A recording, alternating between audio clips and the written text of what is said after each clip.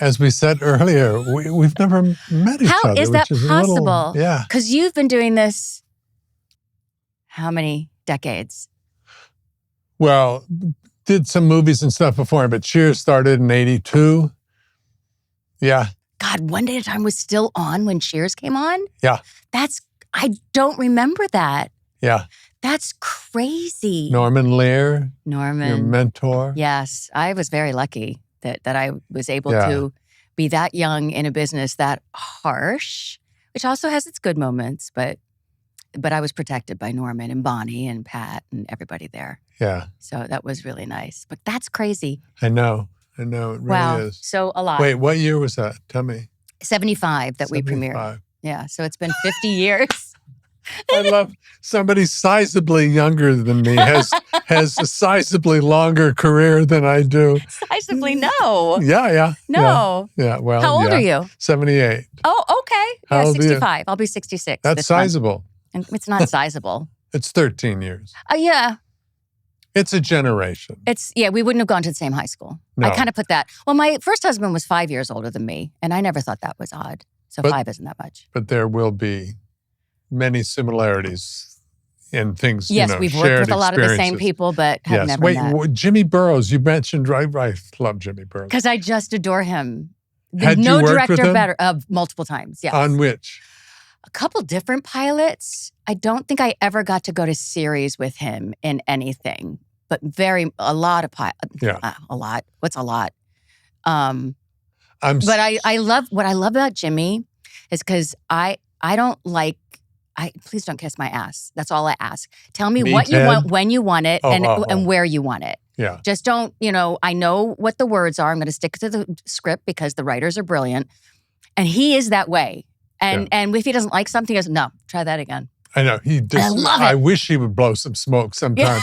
He could be. I People love who it. don't know him go, "He's so grumpy." He's not grumpy. He's not grumpy like a at cream all. Puff. He's the softest little open bleeding heart. Yeah.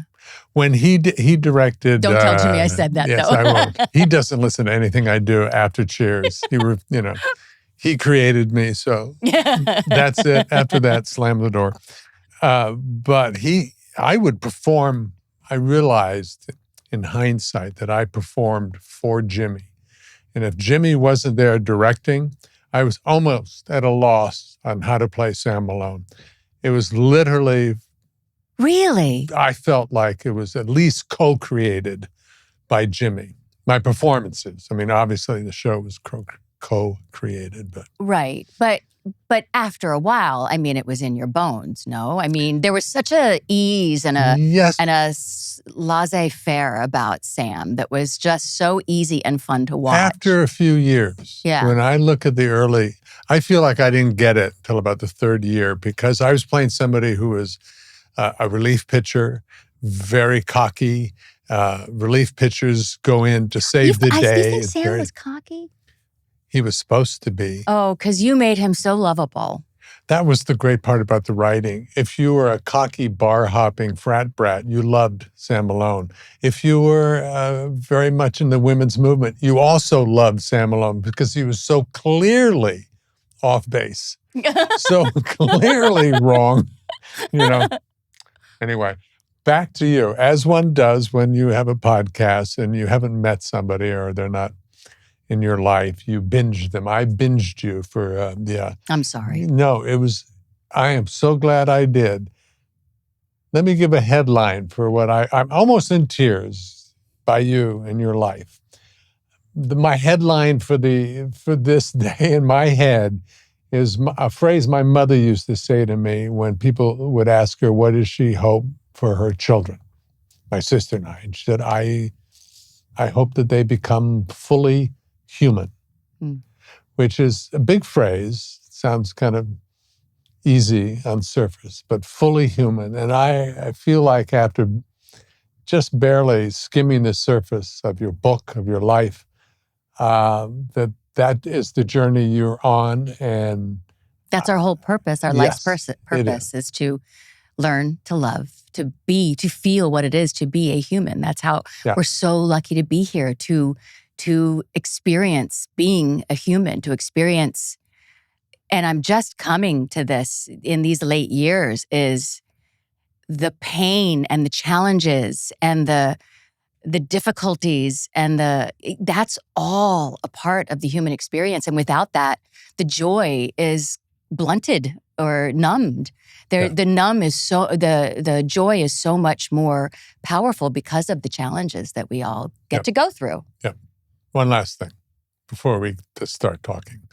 I also want to give a shout out to Drew Barrymore, because I watched the show where you were, the book was coming out, and I think it was the first time you talked in a big way about the book. And God bless her, she hums one of the sweetest notes in show business. It is truly a caring, loving, up, joyful note. And that's her. Yeah. That she embodies all of that. Yeah. She is purely that. Oh, thank you. So do you. And it was fun to watch the two of you who are clearly mates. I adore her. Yeah. And it's so strange to be able to be on this her show, because for the longest time, I was always a very big fan. And I remember a long, long, long time ago, before even Ever After came out, which is one of my favorite movies of hers, maybe even of all, I just was like, I would love to be her mother. And I'm only 15 years older than her, but that's a possibility. Possible? It's always a possibility. I mean, my mom was 17 when she got pregnant. So, but I just had a feeling about her that I was so happy to be right. Because I want to believe the best in people all the time. That's what's kept me in some very stupid relationships, unfortunately. But I don't want to give that part of me up. And for the most part, I've been proven right that people do, that they deserve grace and they deserve, because they really are naturally good. The few times that I've been proven wrong has been incredibly painful, but great lessons. Yeah, and you do not want to give that up. Never. Because no. That's why I keep a tattoo that is just like, keep my heart open at all times. I mean, I listen to my sister pray for political figures that drive me up. That's a hard one. I know. I mean, I'm praying for something, but it ain't, I'm praying for a headline right now. I know, but I don't drink anymore, but I'll open a bottle of champagne. But it's so hard to be, God bless her then. I know. God bless her. Says, but there's something about maybe praying that they'll stop hurting so many people. Yes. That's the prayer. Yes, exactly. Oh. Meanwhile, the real work is what you've been doing in life. Really. I mean, we can't control everything around us, but you can control what it is your you're putting own behavior out into the and your world. own actions. Yeah. I don't know do you want to start on the book? I mean, there's so many things to talk about with you. I have been around a very, very long time. Yeah, you're rubbing it in my face now. Your career is longer and more. Barely. I started when I was like 12, so. Yeah. All right, well, how old were you when you started? That. Oh, Lord, 23, 24, 20. So, I got 11 years on you. 26, something like that. More. It's going up. Yeah. There's so much to talk about. It's your acting career. I want to talk about your books, Food Network. And your website. I have a digital platform now that I absolutely love. Valerie's Place. Yes. That's so smart. Because, as you know, it is not easy to sell a show in this day and age. And I like to be creative. I like to stay creative. I love to cook. Yeah. And I love to cook for people. I love to share recipes. And I write cookbooks, but doing it on camera and doing, 2-minute videos, 20-minute videos, 30-minute videos, like I can do that now and share it with people. Okay, we're talking about valeriesplace.com. Yes. And soon to be an app. Soon to be an app. Now, can you put content in there? Meaning you can't put episodes of one day at a time. I don't know. We're going to look into that, because all of my Food Network shows, all of the shows, Valerie's Home Cooking, that was on Food Network for, 14 seasons, is on my website. So you can watch all of the old episodes. How wonderful. And was that a legal thing? We had to rent them. Gotcha. But why wouldn't they want it? It feeds people Right. back to the food Right. network. And he owes a lot of money because he bought Warner Brothers, so he didn't want to. Oh, yikes. Another conversation. Not that he's making a lot of money off of, I'm not bitter at the way this, business is being manipulated and bought by a bunch of rich men, and then they sell it off in pieces. I'm getting long letters of we need to sign on to things regarding that particular merger. Anyway, all right. Sorry, I didn't come in here to rile your goat, if that's an expression. I am an old goat. You are a goat. I'm not a goat. Yes, you are. I'm just Dude, an old goat. I mean, I've seen your shows. Yes, you are. Leonardo DiCaprio, he's been very supportive of everything I've ever done in ocean advocacy. And he once said to me, you're the goat. And I thought, fuck, what? Why would you say that? I am old, and I kind of walked away depressed, and he was giving me this great compliment. You sound like Meryl Streep, because Meryl Streep was told that she's the goat. And she's like, why is everyone calling me a goat? It's like the greatest of all time here. The little chin hairs. Okay. All right. So you notice that I'm just like, I definitely like squirrel. So I apologize for that. No, we can go off on all wonderful. kinds of different. Don't you love that phrase, squirrel? Squirrel. Yes. That movie was so good. Oh, It Ed. is. Oh, Ed. I love that man. Did you work with him? I did. Tell me. I'm sorry. I should know. Ed where. Asner. Yeah, but no, where? Oh, on Hot in Cleveland. God, Hot in Cleveland. We're jumping around, but what a wonderful show that is. And all right, let's talk about Right? Ed. Betty Let's talk White. about Betty. Jane Leeves, Wendy Malick. I know. I mean, icons, all three of them. And it was, I've often said, I hope I get to do another Cheers moment or something so that I can really go, this is special and celebrate it. And you did the same thing. And that was kind of your, I knew. Look where I am and I'm going to soak it all up. I knew. And this was a big jump in maturity, I think, for me, in knowing this doesn't happen a lot, okay? It happened with One Day at a Time, which was decades before this. I started Hot in Cleveland in 2010.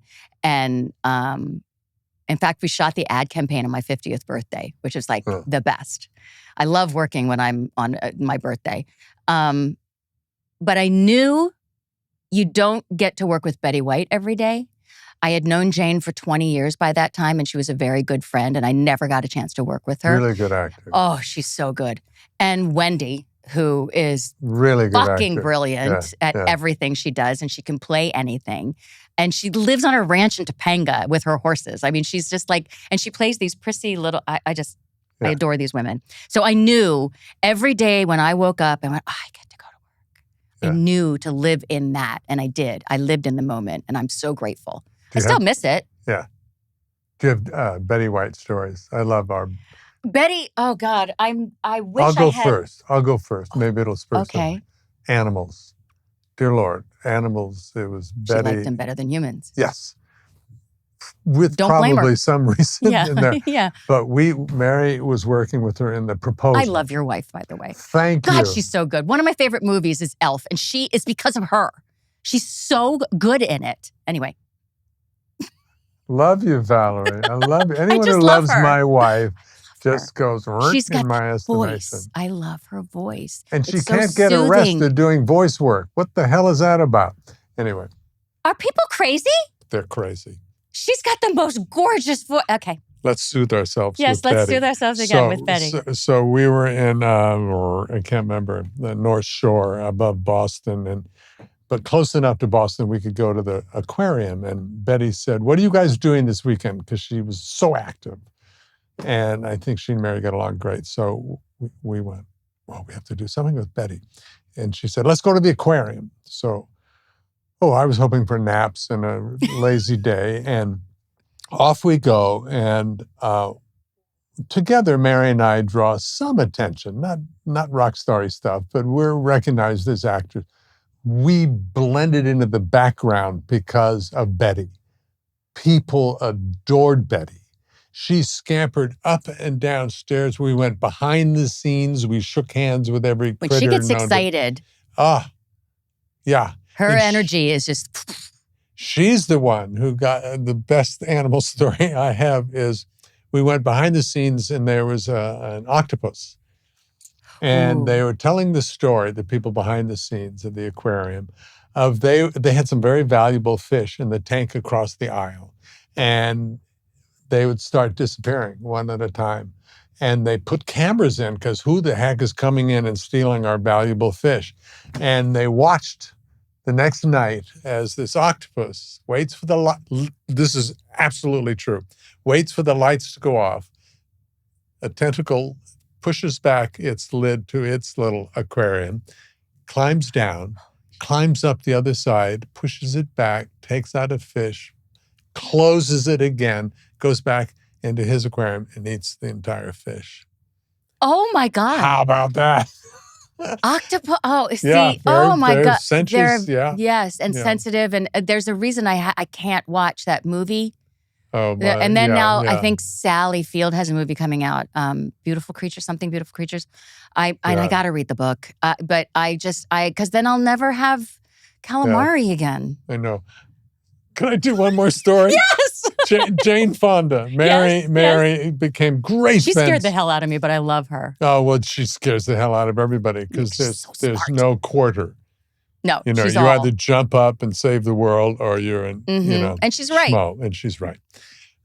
She's my hero, actually. Yeah. But they're making Book Club 2 in Rome, and the producers take everybody else. I'm Mary's plus one. And we sit down, the chef comes up and says, this is what we're having in this lovely Italian accent, and then includes octopus for the first course. Up bolts Jane, takes him around the corner and just gives him a dressing down and flusters him. I mean, she will go anywhere and do anything to make her point. I love those balls. I know. I want balls like that. Okay. I'm getting Betty them. White. Betty. Yeah. Ed Asner, was he a regular? No. We had the most amazing guest stars. Carl Reiner. Oh. I mean, Carl was her love interest for the first season or two, and he was just... And I was smart enough to get all of their autographs on the cover of the script. So in my hallway of my house, I have so many scripts from Hot in Cleveland, and they've all got people's autographs all over them. Wow. I'm so happy I did that. Of course, now I can't tell who's who, because I should have put a plaque of who, because nobody, I mean, everything, except I can see Carl's. Carl's is very clear. Anyway. Because of the scribbly handwriting, you can't tell? Yeah, scribbly handwriting, I can't tell. Yeah. Right. What does your autograph look like? Does it look like Ted Danson? It looks like Ted. After there's a while. no A-N-S-O-N. I'm pretty good at mine. You can probably tell. But. My legal signature, because my legal name's Edward Bridge Danson III. You don't want to just be casual. So you couldn't. It looks like an art piece. It looks like I can't duplicate it, Each time it's just... You just don't do it. Anyway. Did you ever practice your autograph when you were little? No. No? Okay. No. Oh, you were planning ahead, weren't you? I was a baby, so yeah. It's like, oh, this is fun. You know, and obviously our handwriting changes through the years. you finish one day at a time. Mm-hmm. Was that abrupt, by the way? Did you get... No, we kind of had a warning because we finished after 9 years. And I think Bonnie was tired. I think a lot of people were tired. It was a lot of shows, 200 and something shows. How many seasons 208 out of 209 is what they say you did. Yes, I do. You did, yes. I binged. Because there was one episode, we were on we were on hiatus, and I was newly married at this time. Pretty newly married. I got married in 81, so this is 82. Newly married to Edward Van Halen. Edward Van Halen. Who is the father of my son, Wolfgang Van Halen, who is the... Mammoth. Yes! Yes. Yes, my Well son. done. I'm so proud of my son. So they were going to South America, and I wanted to go. And part of it was on one of our hiatuses, and then the other part, I should have been back for work, but I begged them, can I please go so I can go to South America for 2 weeks? And I did. So they were great. So there was one episode that I was not in. Right. That I think they focused on Glenn Scarpelli, who played my little sort of brother in the show. Right. And I'm glad I did. Although, while I was in, was it Sao Paulo or Rio? That's a lovely thing to be able to question. I don't remember. whatever. But it was the early 80s. I don't remember a lot about the 80s, but I do remember this story. So Ed and Al, his brother, had gone downstairs, and Al's wife at the time had said, let's go down and join them. So we go down to join them. And then we're at the bar, whatever. And then the boys go back upstairs. And we said, okay, we'll join you later. And we were having fun at the bar. Valerie, her name was, his first wife. And I go to the elevator to go up to the room. And they're like, no. Why? What's happening? Why can't we go up? No. And they were trying to tell us that prostitutes aren't allowed on the upper floors. And I was like, no, I have a wedding room. And at that point, when I was traveling, I wouldn't wear my actual wedding ring. I just got like fake from whatever movie I did. They would not let me up. I had to leave the elevator, get on the phone, because there were no cell phones in the early 80s, and call Ed in the room and say, can you come down and get me? Because they won't let me up. They think Valerie and I are prostitutes. And they probably still did, just thought that Ed decided to come back and get this lovely prostitute, go back up to the room. Yes. So Wow. I've been mistaken for a prostitute before. Okay. Or to be polite, a sex worker. Yes, please. Yes. Do the meet of you and Ed. You were very famous, right? You were. I mean. How old were you when you guys met? I was 20. 20. Okay. And how did you meet? My brothers invited me to Shreveport, where my parents lived, because my dad worked for General Motors. Shreveport, Louisiana. Right. They were playing at the stadium, local stadium there. And they said, we know these guys at the radio station. If you come and hand all of the band members M&Ms, we can get backstage. And I was like, didn't understand a word you just said. Right. No, nothing about it, but okay. Because it was during the 1980 actors strike during the summer. This was in August of 1980. You were an actor by then. I was doing Body Heat, and we got to rehearse for a full month because of the strike. But go on. Oh, okay. Enough about It's interesting what other things happen. Yeah. So I go to Shreveport, which I go to a lot anyway because my parents live there and my brother. And we go to the show. First, my brother says, look in the back of your Corvette. I left an 8-track cassette. And you'll see what the guy looks like, what the band looks like. You'll listen to them because they're really good. I had never heard of Van Halen. I was into Elton John and Linda Ronstadt. So I look at it and I'm like, that guitar player is really fucking cute. So I'm going. And Did you like the music? I thought it was good. Yeah. I like rock and roll, you know. So I really thought like it had something magical happening. Right. Like I'd never heard anything like that before. And I love Led Zeppelin, but that sounded amazing to me. Anyway, so we go backstage and he is like the epitome of shy. He is a musician, he's an engineer, he's many things, but a rock star he is not. He knows how to turn it on. So I met all of them and I loved all of them pretty much. Pretty much 3 of them were very nice to me. And then Ed, I was invited to sit on the side of the stage, and Ed kept like winking at me and making eyes at me, and he would go over and like change his guitars, and we ended up going back to their hotel. Was that nice? Was that? Oh. It was fabulous. I was like, I was crushing on this guy big time. Great. Oh yeah, crushing big time. And I was 20. He was 25. All the libido stuff was happening, all that stuff. Yeah. And we went back to the hotel.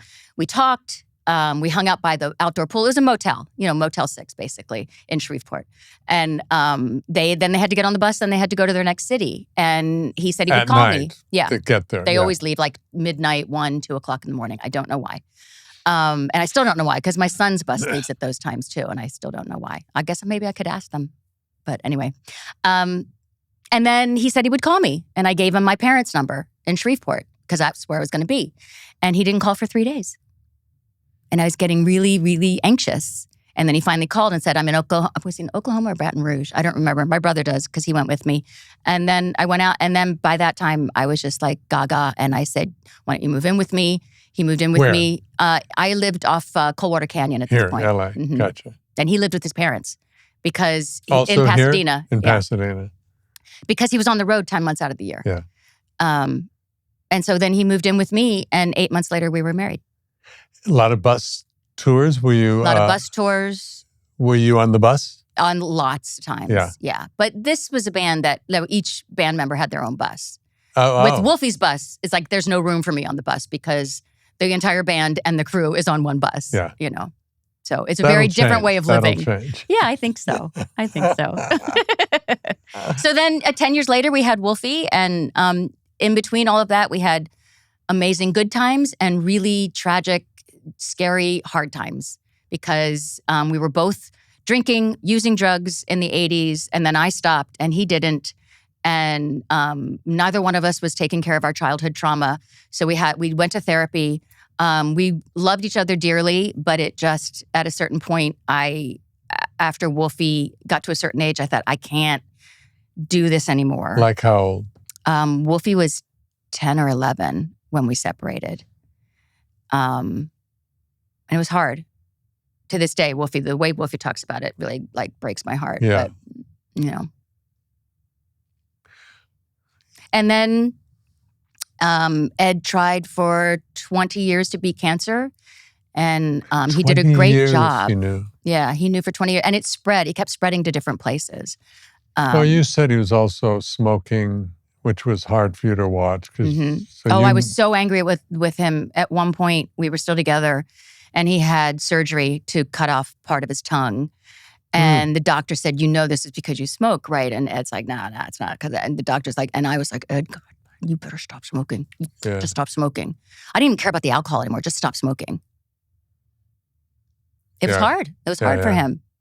He used a lot of different tools that were soothing but harmful for his body. A lot of us use different tools in our toolbox for trauma that numb, ignore any kind of feelings we don't want to feel. And it's your brain taking care of you, refusing. And what we don't realize is that our brain can be talked out of shit. We can talk our brains out of stuff if we listen to our emotions, because our emotions and our brains are different. And when we get curious about our emotions, like while they're coming up, we can talk it through with our brain and we can get to another side of it. You still have to go through the uncomfortable feelings. But when you do get through them, you've talked yourself into feeling better because you've actually done the work to feel your feelings. Don't go too far. Back up for a second. Well, how were you taking care of your creativeness when you guys separated? I knew I had to make money because I didn't want to take money from Ed. We put aside an account for Wolf that both of us put the same amount of money in. I didn't take any alimony. I didn't take any child support. So I knew I had to work. She's so smart. My wife, Mary, didn't either. There's something very powerful about that. Because I'm an incredibly independent person, and I like to be, to a fault sometimes, but that's okay. I'd rather err on the side of independence. And so you were doing what? What was I? I was doing Touched by an Angel at that time. I got a 2-year contract with Touched by an Angel.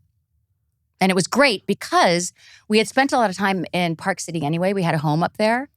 And in Old Town, it was just a cute little miner's shack that had a bedroom and a half, basically. And if we had gotten picked up for one more year, I would have pulled Wolfie out of his school in California and brought him up there, but we weren't. And then 9/11 happened, and it was hard to go back and forth through Burbank Airport. Like it was such an easy commute. I would be on an airplane 3, 4, 5 times a week just to get home, to put Wolfie to bed and then go in the morning and get to the set. Oh, wow. How long a flight? What? Oh, it's nothing from Burbank to Salt Lake. It's like an hour and 15. Well, you could really do that, couldn't you? Back then you could. Yeah. You can't do it anymore. Because you have to give extra time, and let's not even talk about what's going on with TSA these days, and the half-partial government shutdown because nobody knows how to govern. But we didn't really go there. We just kind of every once in a while went there. I'm so tired of people not governing. Jesus, what do we vote for anyway? I know. Okay, you did that for 2 years. Yes. Are you now writing books yet? I'm writing, no. I didn't start writing a book until I got... Food Network. No. No? I wrote a book in 2007 after I became a spokesperson for a diet company, which I have a lot of regret about because I bought into the whole shaming our bodies and being thin for thin's sake and not working on the mental and emotional health on why we overeat and why we use food to numb feelings. So I finally worked on that, the last, 5 years, which has been really helpful. But I'm still like, there's a part of me that is like, I really hadn't done that. Really wish I hadn't. I wish I hadn't been one of those people, but it also taught me a lot. Wait, how long after you were that spokesperson did you have that realization? I would say I didn't really have the realization until some of the weight started to crawl back, and I started feeling a lot of shame and embarrassment. I was like, okay, I gotta take care of this shame because it's not doing me any good. And I'm walking around full of shame for what? There's no reason. I need to be proud of every decision I've made. I can regret some, and I do, but that's what I knew when I made those decisions. And I would make different decisions now. So stop being ashamed of that. Did a book come out of that? Was the book, actually Getting Naked came out of that, but it did. Losing It came out of being a spokesperson and losing weight and feeling so good about myself. Right. Learning to love the way I am today in 2022. Enough already, that book. That was helpful in getting through my grief of Ed passing. Gotcha. And my mom and my dad passing. That was really, for me, I think, more a book about grief and learning to live with it. It's more than that, but I think that's the process. I wrote that book in a basement. I didn't want to see light. I was so sad all the time. I was getting a divorce, and it was really hard. This one was. And I'm proud of that book, though, because... You said you wanted to, I'm going to write a book about joy, and then bumped into grief. Yeah. Yeah. Which one needs to genuinely get to the joy. Isn't that funny? Yeah. On your way searching for joy, you have to walk through all that grief. I won't get into all my stuff, but I had a major stuff, which I started addressing before I met Mary, or we wouldn't have even walked down the same hallway. She wouldn't have even seen me, But thank God for you and for her. Oh, yes. No, thank you. God. Do you feel lighter? Yes, and it's a process that, their little life's humblings are wonderful for you to finally get to that, place. But what I was going to say is my silhouette, and I don't mean literal physical, but basically how I probably appeared to people before I grew up emotionally and stopped being a liar and before I really did the work on myself, was very similar. But I could not have had a conversation with you. For more than 2 minutes, sorry, I have to go get a cigarette. You know what? I have to go pee. Sorry, I'll be right back. I could not sit still. What do you think that avoidance is about? It was exhausting to pretend to be me. Even though the me is pretty similar, I was pretending, faking. Yeah. Until I finally started allowing myself to really go, oh yeah, I am a dick. Doesn't mean I have to always be a dick, but yeah, or I can be mean. I can be dickish. I can be dickish. I can be all these things and addressing them. But then with Mary, always, the only time we have if she's wrong, this is going to sound probably patronizing. But I'm Do you get excited when she's wrong?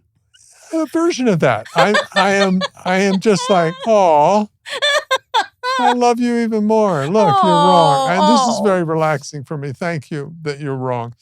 If I'm wrong, we have a fight because I will not be that person that you are now portraying me as. No, I'm not that.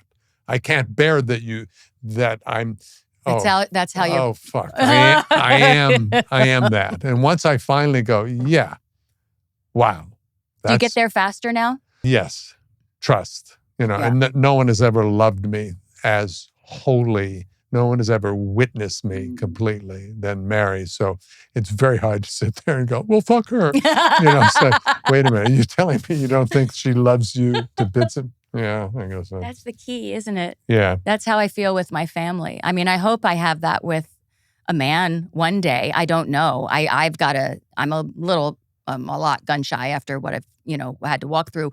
But I definitely feel that with my son. I feel it with my brothers. I feel it with my girlfriends. I feel so wholly loved for me, for who I am, because they see me. Every part of me. They see my jealousy. They see my pettiness. They see my anger. They see and they still love me. Because they also see my kindness, and they see my heart, and they see all of the things that I love and how I like to give love. Yeah. So it's such an amazing feeling to feel that. Freeing. Yeah. It's exhausting. To be perfect. There's no such thing. Which I love. I'm sorry. What is the getting naked? The quiet work of becoming perfectly imperfect, which to me is my mom's way of also saying fully human. Yeah, and it is a quiet work. It's the louder it is, the less authentic it is. There are the right people to share this with, and the wrong, and I have done both. Mm-hmm. And one is more of a tooting my horn of, look at me, I'm getting enlightened. Right. And the other I'll never be enlightened. I'm always searching. Yeah. And I think that's the key. It's the people that say they've got it all, that, I'm a truth teller, or, there's no one more authentic than me. Or I'm like, really? Because I fib sometimes. I lie sometimes. Exaggerate? My wife doesn't lie. I do that. She exaggerates. Yeah. I can exaggerate. Oh, shit. Yeah. Yeah. It's a better story. Yeah. And I don't know how authentic, what is authentic? Yeah. I'm the most me I've ever been, but could I be more me? I don't know. I hope so, because what are you going to do for the rest of your life? This is all I got. Just coast? No. Yeah. No. But I'm always wary of somebody who's, always says, I'm this, I'm that. Like, are you? How do you know? Yeah. How do you know you're a truth teller? Yeah. You never lie? I hate certainty. Yeah. There is no certainty. No. That's the whole thing about being human. The rigidity of my way or the highway. Yeah. I'm going to heaven, you're not. I used to get so mad. I knew somebody in my life, and they said, if you don't declare Jesus as your born, you're the Savior, your Savior, you will not go to heaven. And I'm like, how? I can continue to do good things, good acts, continue to be a good person with, some sinning here and there, and always ask for forgiveness, always have gratitude. But if I don't just make that declaration, I'm not going to heaven. Well, I don't know. Do I want to? Jesus was an amazing man from what I understand, from the history I've read about him. He was a phenomenal human being that did beautiful things from the life we know. I mean, I know when he was born and I know when he died. I'm not sure what happened for those 33 years. But he was a great man, like Buddha was a great man, like, Paramahansa Yogananda was a good man. But why do I have to declare him? There's millions of, I don't know how many religions around. They're exaggerating, millions of religions, but maybe there are. So so only Christians get to go to heaven? I don't understand that. Doesn't feel very Christian to say that, does it? No. And I was born a Catholic, kind of Christian. Yeah. Now am I spiritual? Yes. Do I thank the universe all the time and God? Yes. But I get really stubborn and obstinate. Like, well, no, I'm not going to say it then. He's not my Lord and Savior, because then I won't go to heaven. Fine, fuck you. It's a pathless, as so many wise people and have said. And is there heaven? Journey. Yeah. I don't know. Is there? I think there's what we're on, this earth plane, and then there's our energy, and then there's someplace else that none of us remember. But we get to come here and we get to be this. And you'll find out. I will find out at some point, probably within the next 20 years. Your book, Getting Naked, addresses the early trauma you had in your life when you were 11. Mm-hmm. And how that informed the sexual abuse, informed the rest of your life such a long time. And the work... Especially the denial and the shame about it. Yeah. Yeah. Which is not ours to carry, and yet we do. Yep. And then the shame morphs into being layered upon shame on shame on shame by doing the things normal people do to test their boundaries, to find their autonomy. Like the 80s, me doing drugs and getting married and, going to crazy parties or just sitting alone playing Uno, doing coke. It's like, what a weird life. Right. But still things that I was embarrassed about and shameful about. And I didn't want anyone to know until I was like, you're only as sick as your secrets. So when you start to pile on shame on the original shame that was never yours, it becomes so convoluted and confusing that you just think you are a bad person. Yep. And it took me a long time to realize, I'm not a bad person. I just had some bad things happen to me that I dealt with the best I could and the best of my ability as a young child, and then as a teenager, and then as a young adult, and now as an old person or geriatric. What am I? No, I don't know that. Not I quite. feel like I'm a geriatric taking care of geriatrics at my house. Because I have 5 old cats. Wait your turn. Don't butt into my arena here. Come on. I'll let you take it first. But I think then it comes to dealing with that shame so that we don't. The tools in my toolbox to deal with shame were eating to numb my feelings, or drinking, or doing sometimes shopping, just to not have to feel. And now what I do is, when I feel a feeling come up. Which don't go away completely. Imprints don't go away. No. They go on completely. No, you're right. You're absolutely right. Choose. It's still there. But when I feel, now I just get curious. It's like, why am I feeling that? That in itself is paying attention to the feeling and being curious about it, is not numbing it.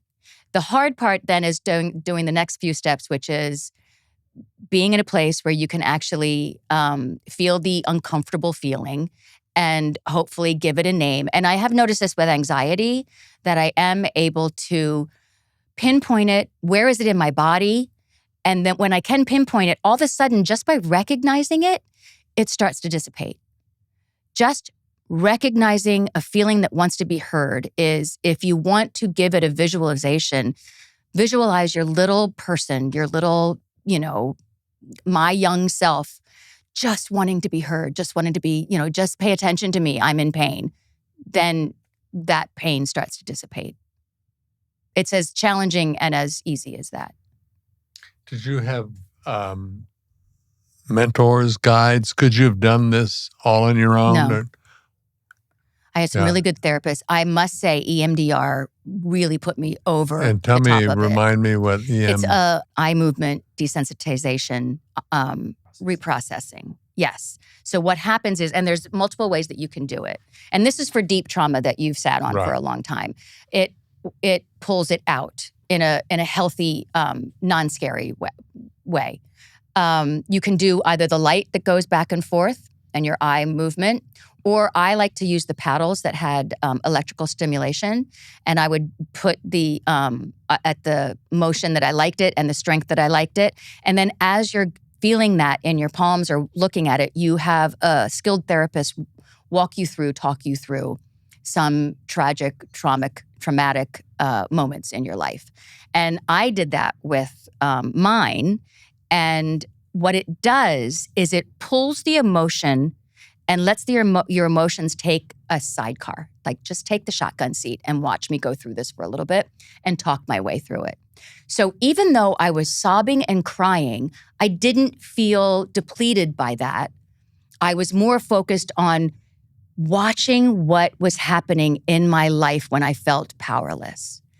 And when I was done, 45 minutes, an hour later, I opened my eyes and just gushing tears.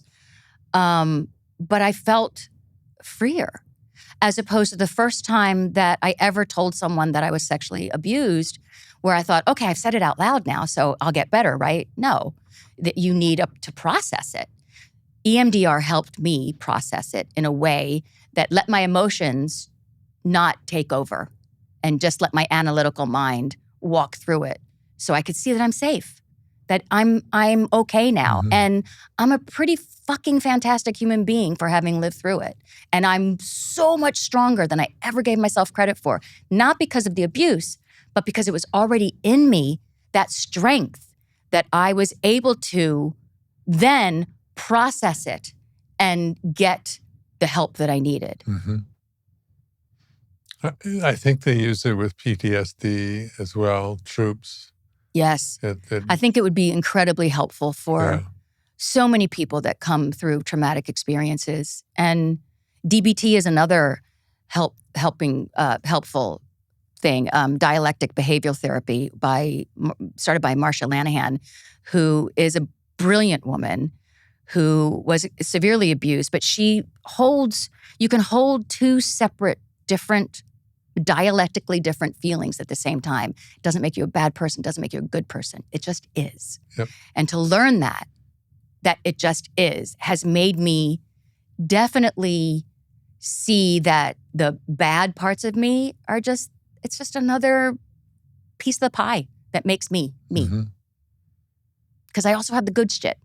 Like with everything, with being stubborn means I can also hang in there and have strength.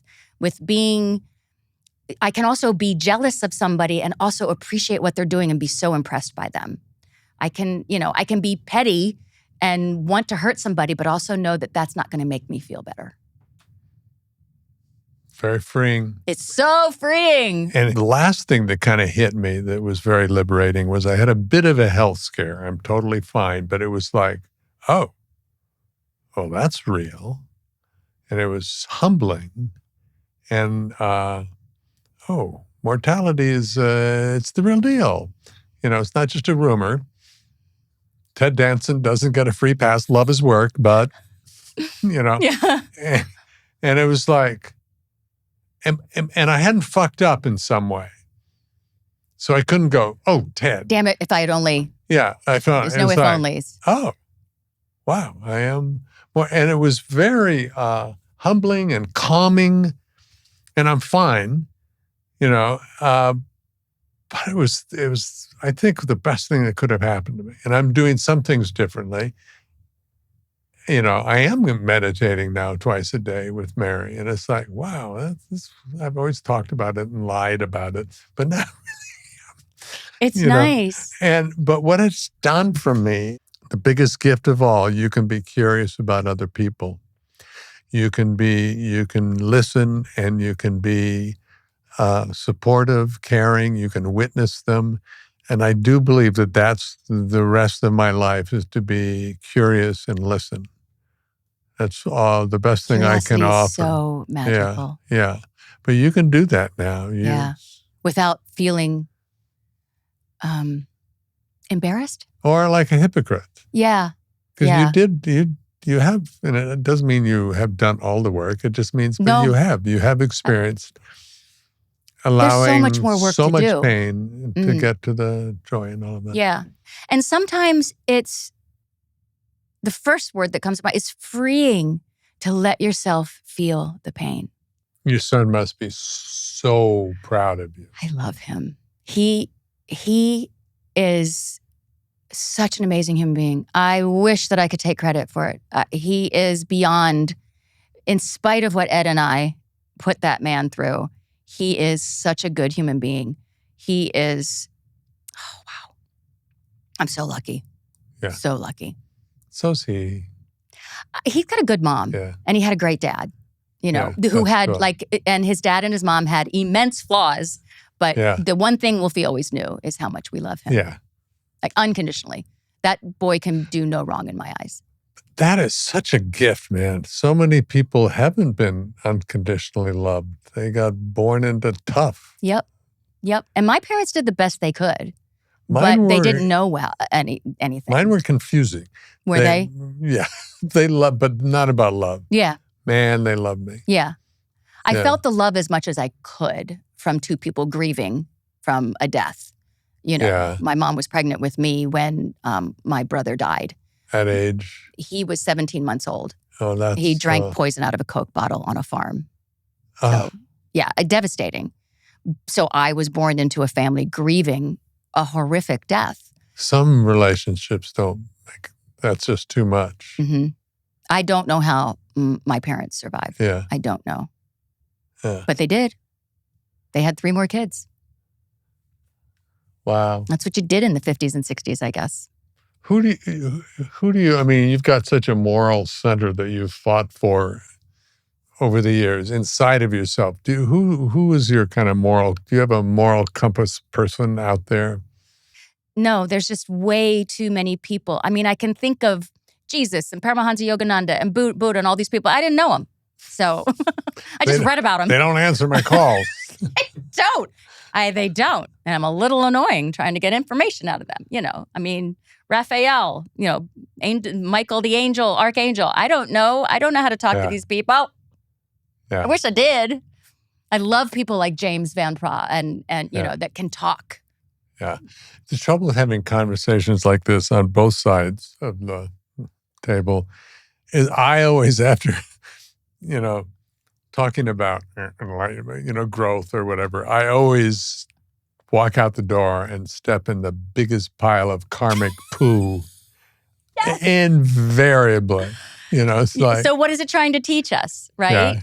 That's the first thing I always like, oh God, what am I supposed to learn from this shit? Yeah. What am I supposed, did you not teach me this lesson? Did I not get it right? Don't do this to me, please. And that's like, okay, I guess I need it. What would you call like a karmic piece of shit that you get to step into and learn something from? It's me talking about enlightenment and, you know. And the next minute screaming at somebody while you're in the car. Hey, you motherfucker, get enlightened! You know, it's something. Oh, wait a minute. Maybe I'm not so enlightened. But, you know, we're all trying. We're all doing our best. Yeah.